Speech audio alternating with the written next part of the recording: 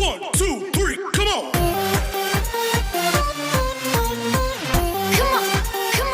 Hello! Ngayon ay magluluto tayo ng merienda.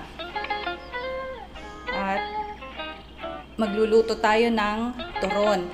Pero dahil mahal ang saging na saba, ay gagamit tayo ng ibang klase ng saging. So, eto, usually pag gumagawa ng turon, gumagamit tayo ng sugar. Pero ngayon, ang gagamitin ko lang ay tatlong ingredients lang yung gagamitin natin ngayon. Yung saging, yung pambalot ng turon, at oil. So, hindi na natin kailangan ng sugar kasi matamis na tong saging na to. Okay, let's start. Balatan lang natin yung saging. Hiwain.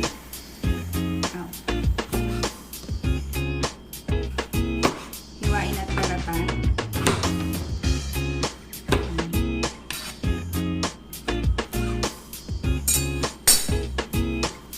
Pero masarap din naman ito pag kainin.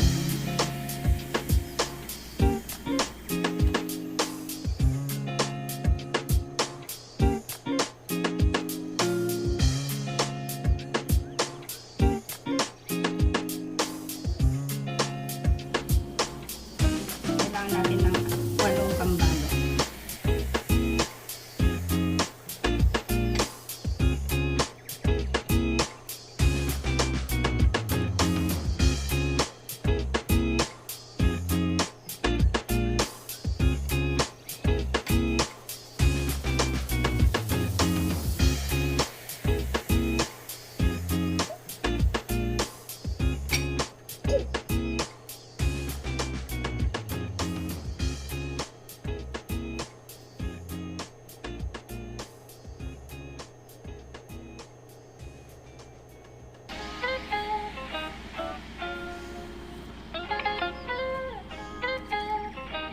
Yan. So, ngayon ay babalutin na natin yung ating saging. Kung gusto niyo ng matamis, pwede niyo siyang i-coat muna ng sugar bago ibalot. Pero ako kasi ayoko nang masyadong matamis. So, yan. Ganito. Simpleng pagbalot. Simple lang din ang marunong.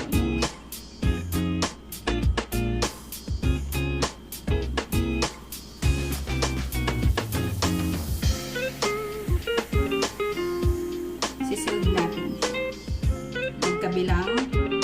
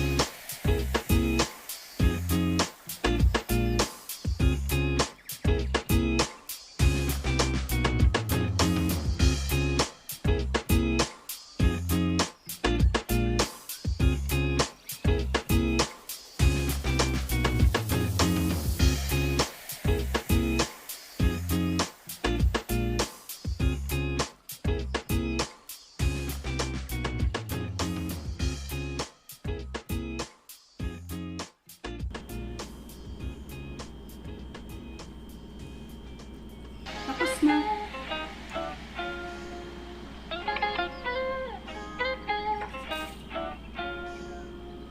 Pwede nang iprito. So, magpapainit lang tayo ng mantika sa kawali. Tapos, pag mainit na, pwede na tayo natin ilagay yung turon.